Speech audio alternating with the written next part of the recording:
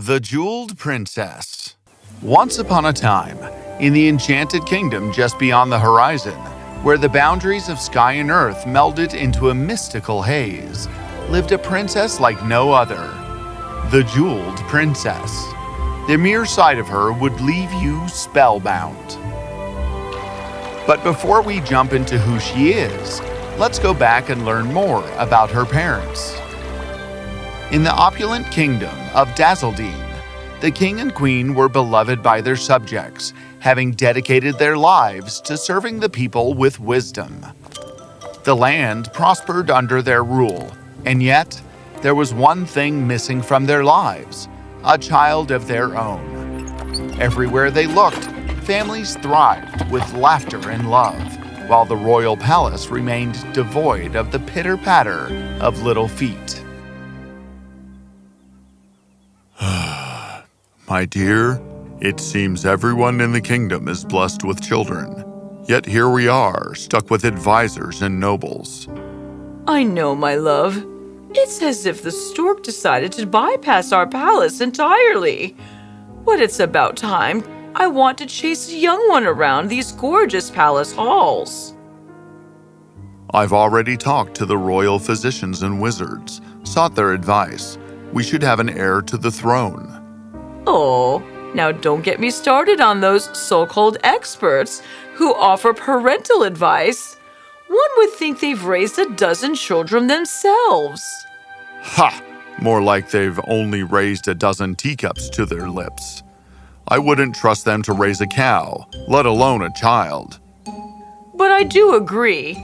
We ought to bring life into this world. Yes, and let's hope they inherit your wit and charm. Oh, don't worry, my dear.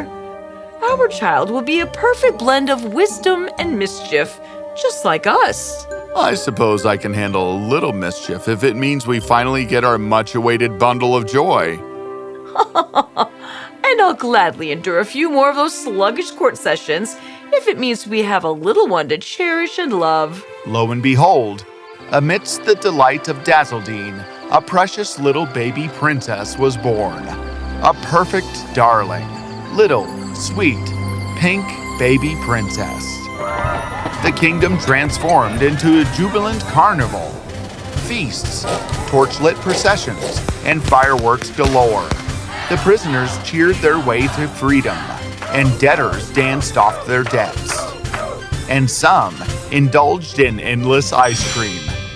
Oh, and also in this realm, fairies were common knowledge. They were friends with the king. The jubilant king threw a majestic party. The grand naming ceremony, the creme de la creme of the kingdom gathered wise, old, high, and mighty. Everyone was invited.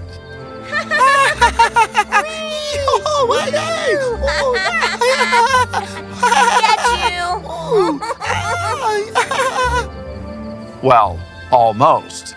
The queen had sent out all the invitations, but in all her preoccupation, by some lapse, she forgot to invite the infamous Grand Duchess Malicia, a fairy tale blunder of epic proportions. The Archbishop had suggested the baby princess be named Gemma. My precious daughter, Princess Gemma. Just as the ceremony reached its pinnacle, with everyone in a frenzy of anticipation, a thunderous entrance stole the show. Talk about making a dramatic entrance. Well, well, look who finally remembered me. I was watching all the drama unfold from up there, and I couldn't resist making this a tad more fun.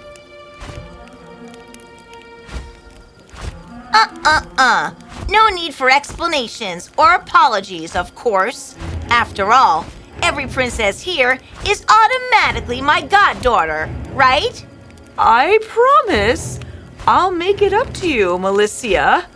Let's talk. Oh no, you're trying to be nice? How very kind of you. Nothing to talk about. I just want to give Gemma a small gift. Oh, there she is. Aw, look at her. Aren't you glad to see me? You will remember me forever. Yes, well, we are truly grateful for your presence, dear fairy. Your gift, please? I've got just the gift for our Gemma. Vanity it shall be. Her beauty will transform into whatever she's compared to.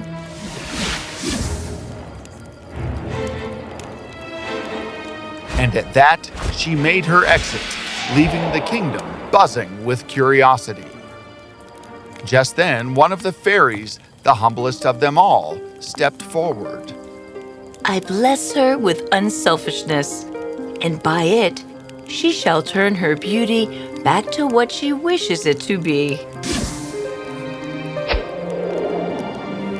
In the whimsical realm of Dazzledine, Princess Gemma grew into a cheerful and bright young soul, spreading joy among the court. She loved everyone and was loved in return, humble as she was beautiful. But alas, the mirror became her constant companion, and vanity crept in like a mischievous friend. She couldn't resist her own reflection and adoration from others. Her beauty bloomed, but so did her arrogance. To keep her pleased, the king hired a flock of compliment-spewing ladies, leading to a never-ending cycle of flattery. And if she saw a dame nearly as beautiful, she would blindly sentence them to total exile. Naturally, the people grew restless with this royal drama, and the once lovable princess's popularity began to dwindle. Though kind-hearted, she became more of a vanity-obsessed diva by the day. One fateful day, while munching on toffee, one of the ladies in the chambers chipped her tooth and caused quite a fuss. Oh, the horror! Thank goodness it wasn't the princess's precious pearl-like teeth. Amused by the compliment, the princess decided to call the court dentist, just to be sure. Reluctantly, the dentist inspected her mouth, but what he saw left him speechless. The princess's teeth were real pearls. Real pearls, you say? Yes, and your lips, they're turning into coral. My word! Coral! Yes, and they might become fully coral soon. Oh, the royal predicament. Pearls for teeth and coral for lips. What a kingdom of enchantment. In a comical turn of events, the princess fainted, and all the ladies rushed to her aid. The poor dentist couldn't handle the chaos and fled in panic. As the days passed, the princess got used to her coral lips and pearly teeth. It seemed rather fitting for a royal, after all. And just when things calmed down, a hairbrush mishap revealed her golden tresses were actual gold. The kingdom trembled, but the princess remained unfazed. She saw it as an upgrade. The king and queen lamented and trembled in secret fear, for they realized that the now long-forgotten fairy spell was working its way towards some mysterious end. But wait, there's more! Her eyes transformed into deep blue sapphires. They sparkled and shined, but the poor princess was now blind. Not only was she in the dark, she couldn't even shed a tear. What a royal nightmare! Sapphires for eyes, golden tresses, and coral lips, a true dazzle in Dazzledine. The next day, the king and queen tried to summon Malicia to break the spell, but she went AWOL after that night. No magical potions or fairies were able to help. No amount of gold coins helped. But our princess, she was undeterred. She rejoiced in her uniqueness, flaunting her extraordinary self at grand balls. A true showstopper. Ladies and gentlemen, the jeweled princess. No prince approached her. Trouble didn't stop there. Civil war and discontent shook the kingdom, booting the royal family out of their comfy palace.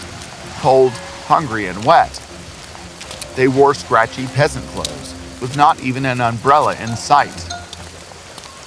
Through trials and tears, the royal trio wandered, seeking help, but finding none. Penniless and weary, they stumbled upon a new land, relieved to be unrecognized, to spend the night. The princess went quiet. She pondered day and night. Her heart now went out to her old parents. She really wished to take matters into her own hands, and voila! Weather-beaten, hungry, and tired, the princess forgot all about her beauty and embraced her intellect. A brilliant idea struck her, and like a carefree little girl, she started laughing gleefully. What is it, my child? Are you all right? My love, why is she laughing hysterically like that? What more can happen now? Oh, stop. I'm absolutely fine. What is so funny then? Mom, Dad, I know how to get us out of this misery. I will chop my hair and sell it in exchange for real money. Who would have thought? We have a golden ticket out of this mess. But, my darling, you love your hair. It's all right, Mom. It will glow back. Oh, darling, you are so goofy. At first, the king was not too convinced, but Princess Gemma's optimism was rather infectious. Upon the princess's insistence, her parents allowed her to cut off her precious golden hair. Their plight, all the hunger and discomfort, was soon going to come to an end. The next day, before heading out to the mint, the queen knocked on a nearby cottage and borrowed a pair of scissors. And with each snip, a curl of gold fell to the ground. The king tearfully tied up the curls into a bundle. Oh, and the princess, now with short, wavy locks, put on a hat. She looked cute as a button. Off they went to the mint. After exchanging her luscious locks for golden pounds, as they were walking away, a magical transformation occurred. Wait! Something is happening! I can see again! Her sapphire eyes returned to everyday blue eyes, and she saw the world again. And she could blink again, wink again, and cry again. And she did cry, tears of joy, and hugged her parents tightly. The diligent daughter in the princess stood up and overturned the Melicia's vanity curse with her selfless deeds. She shared all the money with her ecstatic parents. The princess secretly kept a lucky piece for herself, only because she couldn't stop admiring the picture of the handsome prince stamped on it. And with their pockets brimming with golden coins, the royal trio found solace in a charming country house, nestled amidst a picturesque garden with a pond, where chickens and ducks added to their happiness.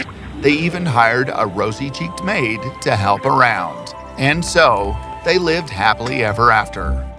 Well, almost. But fate had a little twist left. The prince on the coin stumbled upon the mint the next day, and his curiosity got the better of him. Those shimmering curls of gold had piqued his interest, and he had to find to whom they belonged to. So, he rode his horse in search of the girl with the golden hair. Alas, he arrived at the little cottage gate. Without further ado, he entered the garden. Hi! Hey! And eventually, the prince indeed found the princess.